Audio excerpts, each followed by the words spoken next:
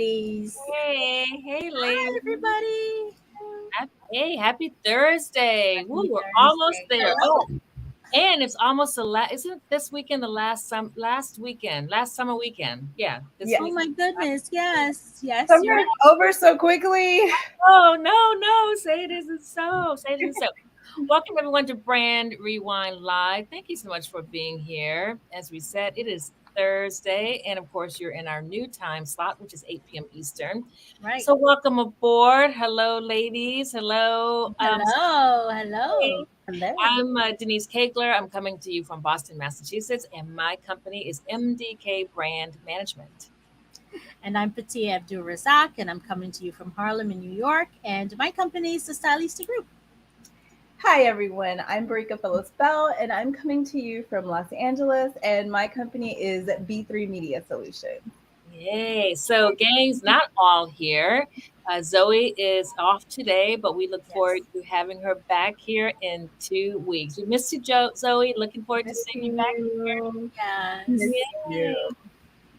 So we got a fun show planned, some dishing that we're gonna do, Yes.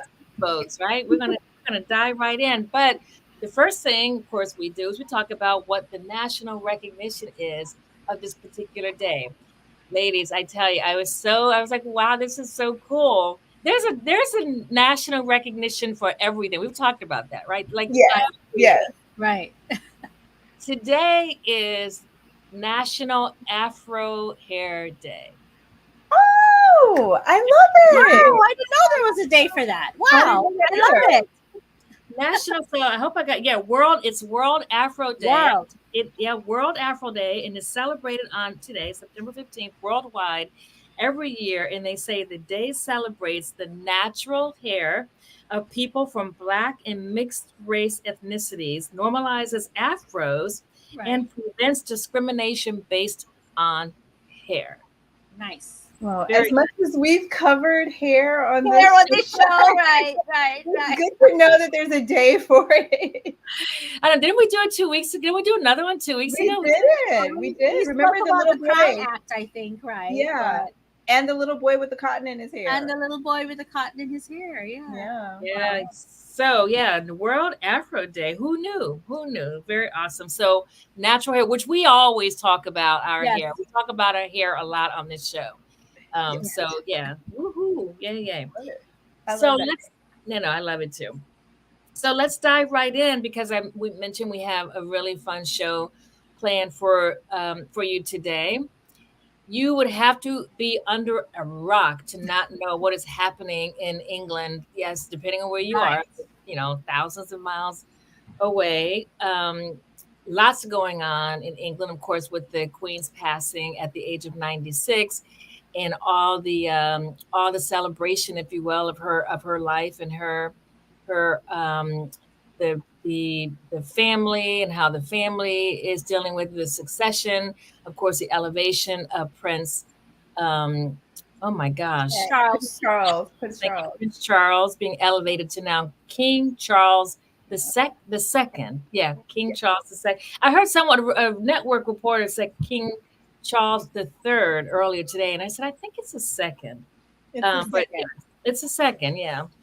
So lots going on there. So it made me think about branding. Of course, this is Brand Rewind, and it made me Right. think about okay, the brand of the British monarchy. I mean, it goes back forever and a day. Hmm. So what is the brand? And of course, we're seeing all of the royalness and all of the celebration and the I don't know, just everything around her ruling and now with her passing and everyone coming together. Right. And it made me think about okay, what does that mean? And what are people thinking about it? People who love it. I am a complete, as you guys know, nerd when it comes to anything having to do with the royal family. I just follow everything. But I learned some things, and we talked about this, right? I've learned some things about it, but I do want to talk about the how Queen Elizabeth II made the British monarchy into a global brand, and yes, she did. And everything that I've been reading about this, ladies, is how wealthy this global brand is and how they accumulated this wealth. And it's just fascinating and how brilliant she was. Talk about a marketer, a brand strategist, if you will. The queen was, and how she took all these pieces that were all sort of spread out and put them under one created one global brand, and Right. how it's grown in popularity. And apparently, I mean, not apparently, she was very, very much beloved and very popular. The monarchy, not so much. Not so much when you think about it, right? Yeah, I just know that there have been so many dolls, so many like accolades, like there's so many things that have come out of the fact that so many documentaries, so many films, Yeah. television shows that have been created just around her and her reign and how long she's been queen. Right. Yes. Right. The length. Right. Yes. 7 decades. 7 decades. 7 decades. That's a long time. I think she holds the record, right, for the longest reigning monarch. Mhm. Yeah, yeah, Yeah. it's yeah, and the amount of brandings. Let me just read you. And what's fascinating. So of course this is King Charles II here with her now, and just a little bit of tidbit I heard on the radio this morning, which is kind of interesting about him. And now that he's the king, all of these things that he now does is kind of, like, really. Apparently there's some, not apparently, well, reportedly there's someone who's assigned to him to squeeze out a certain amount of toothpaste and What? put it on his actual toothbrush, and they said like an inch or half an inch of toothpaste that they have to measure and put on his toothbrush. He travels with a portable toilet. He does not use any other toilet except the one he carries whenever he goes anywhere. Oh my God. Portable A toilet. portable. Like, Portable. how does that even work? I was gonna say, how does that even I'm work? trying to understand the mechanics here. Is that like the toddler toilet? I don't know what it looks like. Oh my God. It's portable. I don't know. It folds up and goes in some kind of case that somebody carries. Oh my Lord. That's Wow. hilarious. Okay. I want a portable toilet. Right. Oh my goodness.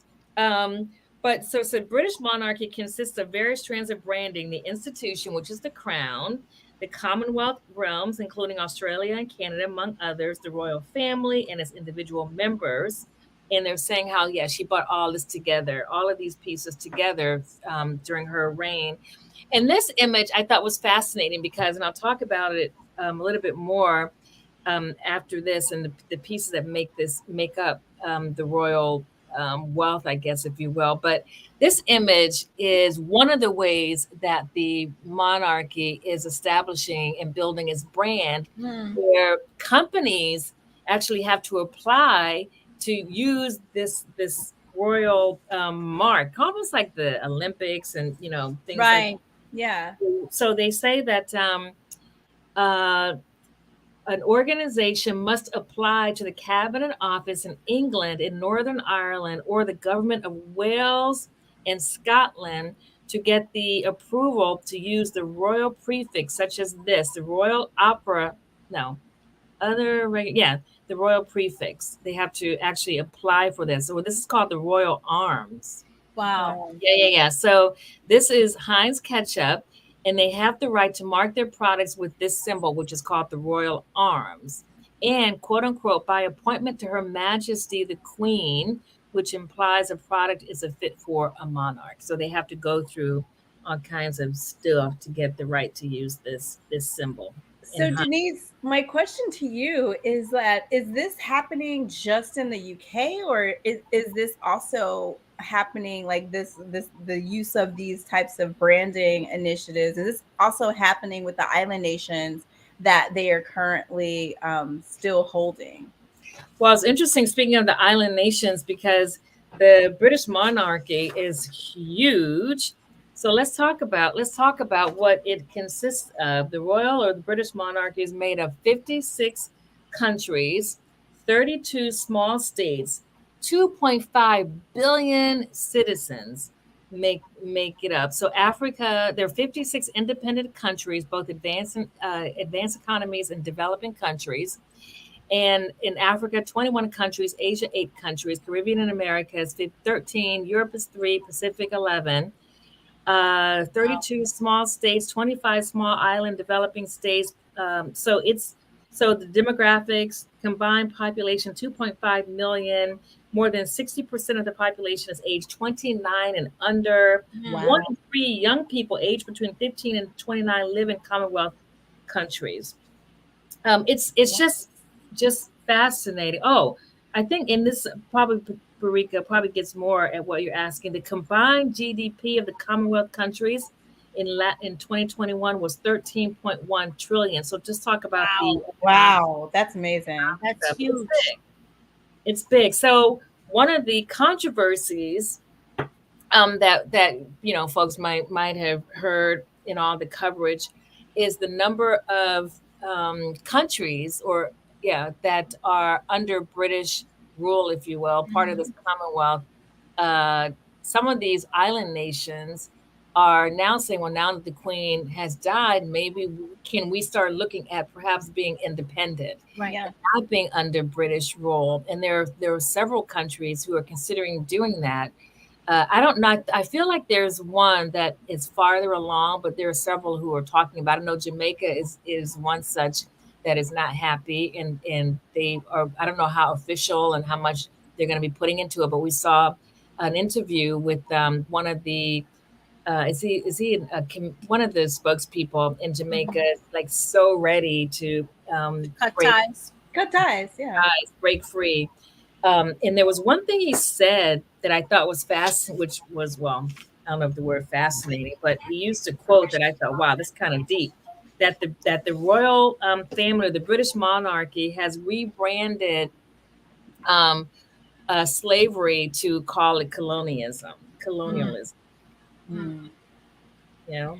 I Well, mean, you remember last year in March, I think that was when Prince William and Kate Middleton actually went to a tour of all of these Commonwealths, Right. and they went to Belize, Jamaica, Bahamas, or something like that. yeah, And they got a lot of criticism because they were shaking hands with these children behind fences, like wire fences. Why are there fences, right? Yeah, do you remember that? Like it yeah, was crazy. And so like you have to think like after years and years of this colonization yeah, that in and without reparations for the fact that, like back in the day they were like brought to these islands to work and their lands have been plundered yeah, and their riches have been taken by the crown. You have to understand why they are now seeking at this time. This is a great time to like part ways. yeah. And they're seeking reparations too. Yeah. In addition to that, they want reparations. It's the whole thing. I mean, it's easy to get caught up in all the pomp and circumstance, which of course I do, and a lot of us do. I do, but it's fascinating and sad and enlightening and all those other things when you kind of take a step back and say, yeah, but what's behind the curtain? Let's really look and Right. see what's Right. happening here. So Yeah. it's educational when you really read all of the research, and I've been reading up on it, and it's really something.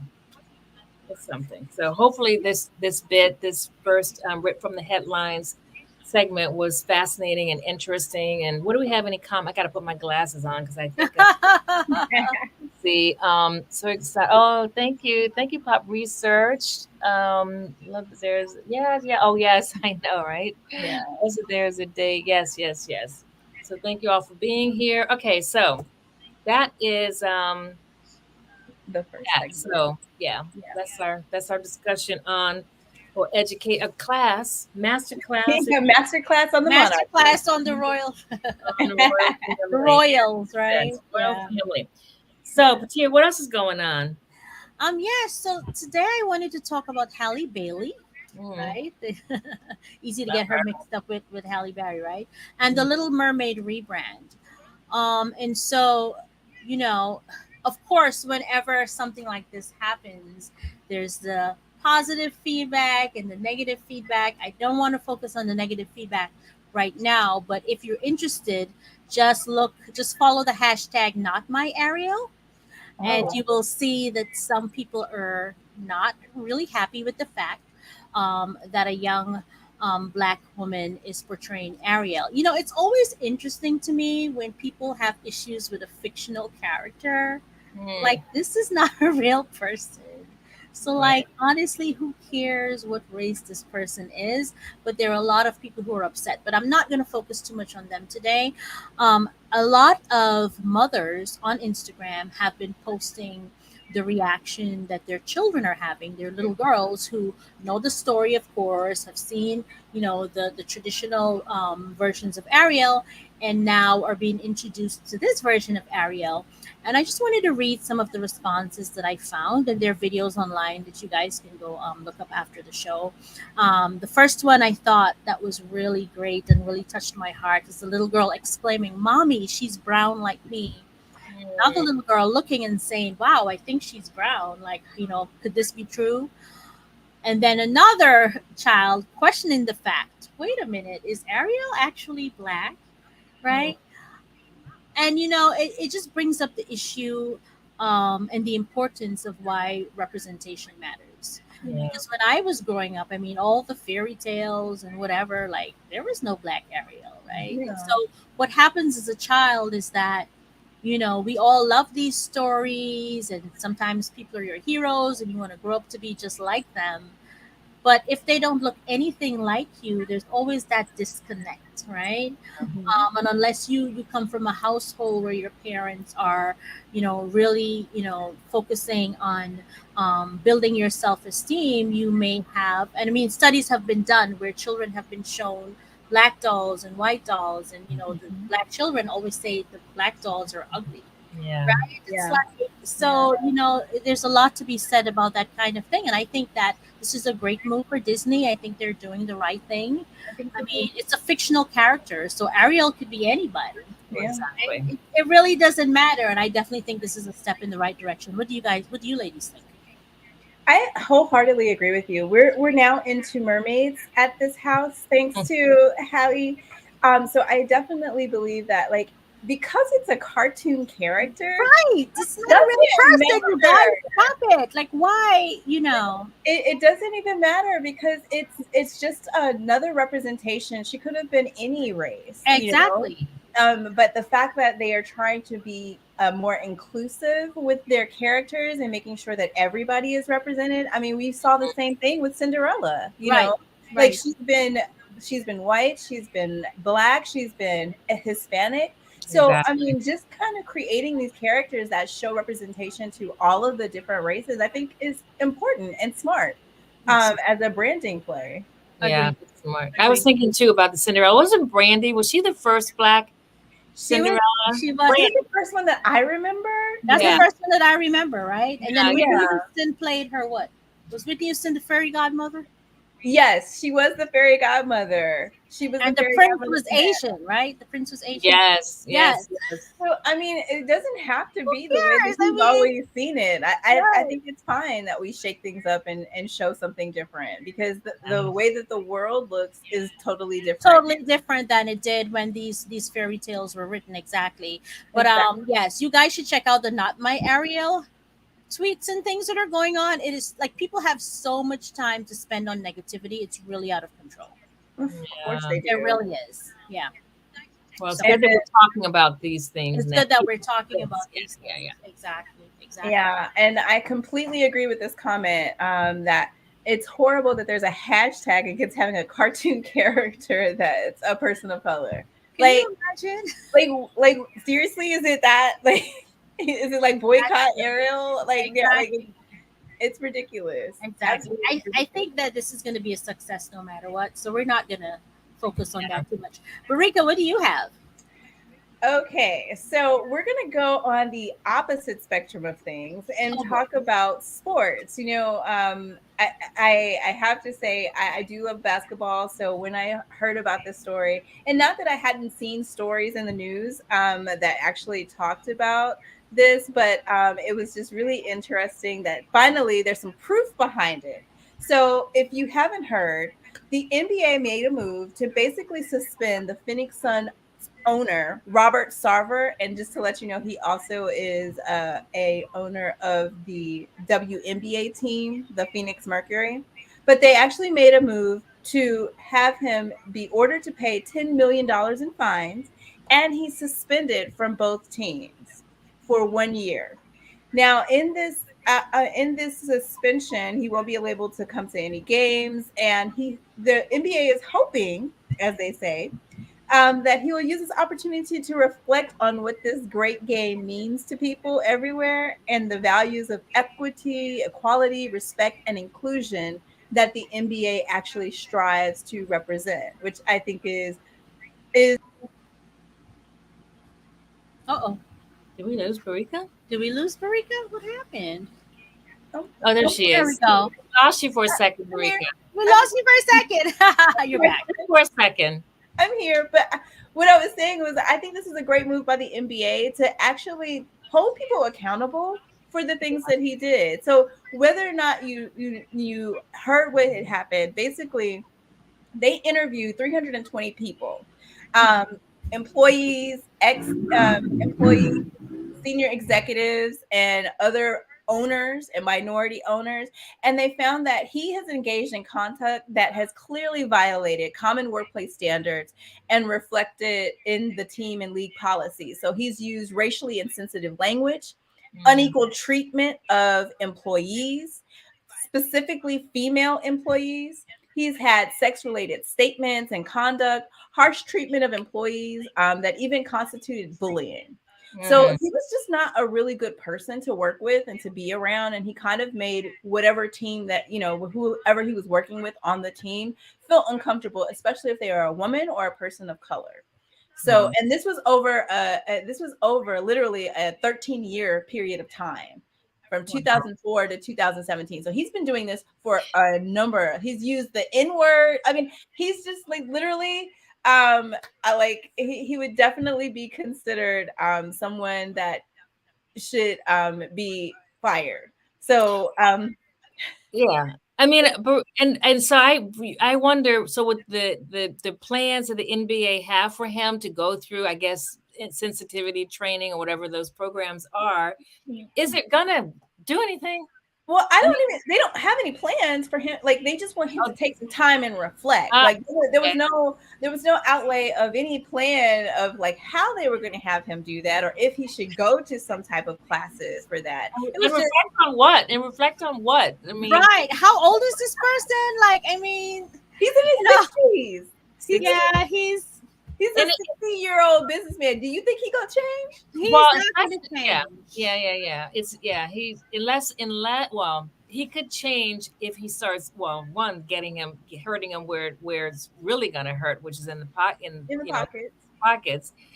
But it's gonna take more than that. I mean, it just is. It It's gonna is. take more than that. And And at yes, $10 million is a slap on the wrist. That's what I'm saying. He Exactly. owns two teams, an NBA team and a WNBA team. $10 million is like nothing. yeah, it's gonna be interesting to see what comes up, what his reflection, how his reflection changes or alters his mindset, because that's what it is, and it's there. I mean, it's gonna, yeah. I just think it's fascinating because you hear when people have issues, like Will Smith did it. He checked himself into whatever thing, whatever they call those facilities. And so now he's gonna, the NBA is telling him to go and reflect. I mean, what? I mean, I don't know. What is that gonna accomplish? Let's hope. No. No, let's hope. Let's give him the benefit of the doubt. Yeah. Let's hope that he comes out of this with a whole new mindset, a new appreciation. Let's, let's Patia does not look I'm convinced. not really convinced. Sorry, guys. I'm not really convinced that anything's going to change. I mean, yeah, I know. I hear you. I hear you. Well, obviously, we're going to hope for the best, and maybe he'll Exactly. come up with a statement of something that he can actually do to kind of become a better owner, a better person, and his treatment. But so far, um, nothing yet. So maybe there's a brand rewind in his future that he's going to rewind back and start Yeah. talking about what he could do to change, to rebrand himself, to come out a better, stronger, more enlightened person. You know, Maybe. Yeah. maybe, Possible. maybe. So Denise, tell me you have a little better news. I do. I love, love, love this story, and I love this woman, Jennifer Hudson. Yes, Jennifer Hudson. So you guys have probably all heard and seen that she has a talk show. Who doesn't have a talk show? Everybody has a talk show. But and when I saw this story, and I thought, of course she has a talk show. I mean, she has an EGOT, an Emmy, a Grammy, an Oscar, and a Yeah. Tony. Why not own the stage when it comes to talk shows? And powering her talk show is the Ellen DeGeneres team production. Oh, I didn't know Yes, that. because of course she canceled her show. Well, she walked away. She canceled her show after how many years? And the team that was working for Ellen DeGeneres is now working for the Jennifer Hudson show. So it's got to be. And let's keep our fingers crossed. I'm sure it's going to be great because you. And what's fascinating is you have Kelly Clarkson, American Idol. Now you have Jennifer Hudson, American Idol. Yeah. She had Simon Cowell as one of her guests because the show just debuted this week. Yes. So Simon Cowell was one of her guests, and they talked about how she got kicked out, booted, whatever. The seventh, I think she made it to the seventh. She was number seven, I think. I don't know how they do it. So she didn't make it number one. She was number seven. I think it was seven. Anyway, she didn't win. And she asked Simon Cowell about that, and he said it's because of song choice that she Mm. has a beautiful voice. But apparently, I think it was Beatles week because they have those themed weeks. Yeah. Yeah. She lost or got eliminated. I think it was. I could be wrong, but it was some themed week, and apparently the song she sang Was not a wasn't good. wasn't a good song for her to sing, and they couldn't get past that. Right. Right. Well, you Mm. know what? Everything happens for a reason. It does. Who knows what would have happened to her had she won? Although Right. Right. Kelly Clarkson won, and she's huge. But Jennifer Hudson, I'm sure she's fine. But so one of the other guests I thought was fascinating, and I watched this. A particular part of her show was Magic Johnson, Mm. who I love, and it was great because Jennifer Hudson has a son. I think she said he's 13. I think he's 13, and he plays basketball. And so she was telling Magic Johnson about her son and playing basketball and how her son looks up to Magic Johnson. So they're sitting intimately on the sofa, well, intimately, sitting on the sofa talking. And Magic Johnson says that he's going to take Jennifer Hudson's son and help, school him, coach him, Wow. mentor him. And so she's going, oh my God, really? I'm thinking, why are you shocked by that? Right. I mean, you could have just asked that anyway. Right. Right. Right. Right. Like, Right. oh my God, really? Oh my God, I'm like, you're Jennifer Hudson. Right. Exactly. Like, Exactly. we can say that. We can go, oh, really? Right. Magic? You got Right. my Right. kid? Right. Of course. But it was really sweet. He said, you know why I'm going to help your son? Because he's your son. It was Oh. really sweet. So Nice. she was genuinely like, oh my God, that's so great. But then I thought, okay, yeah, he's Right. Right. Right. Right. But anyway, it was very sweet. And we loved some Jennifer Hudson and Yes, we so do. happy for her. And she looks beautiful. Does she? Yes, looks she great. does. She She looks looks amazing. beautiful. She looks And I great. love how she's changing out her hair. Talk about it's World Afro Day, but also could be World Natural Hair Day because she's Right. wearing her hair natural. Right. Mhm. She's both the weave and the wig, but also natural, and she just looks She looks gorgeous. fabulous. She looks fabulous. So anyway, the Jennifer Hudson show.